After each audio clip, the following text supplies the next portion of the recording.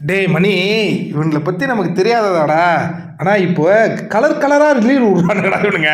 அதான் நம்ப முடியல. இப்போ பூர்ணிமாவுடைய புது ஸ்ட்ராட்டஜி பார்த்தியா? 50 லட்சம் ஜெயிச்சா மாயாட்ட கொடுத்துருவாங்களாம்.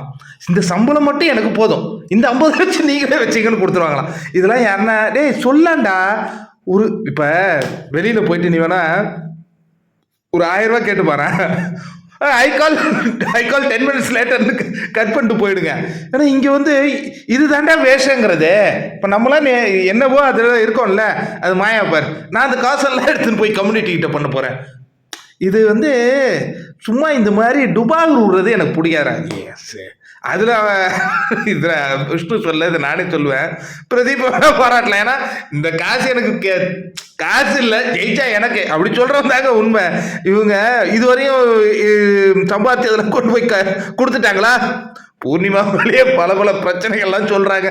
அதெல்லாம் நம்ம சொல்லக்கூடாது உள்ள ஒரு கண்டஸ்ட் இருக்கும்போது. இல்லை இது என்ன மாதிரி கலர் கலராக ரிலீவர் விடுறாங்க, கண்டுபிடிச்சிட்டாரு பாருங்க விஷ்ணு. கூடயே இருக்கிறார் விஷ்ணு, புரியாதா? 1000 ரூபா கேட்டால் கொடுக்க மாட்டாங்க, 50 லட்சத்தை எடுத்து கொடுத்துருவாங்களாம். இதெல்லாம் ஸ்ட்ராட்டஜி ராமணி.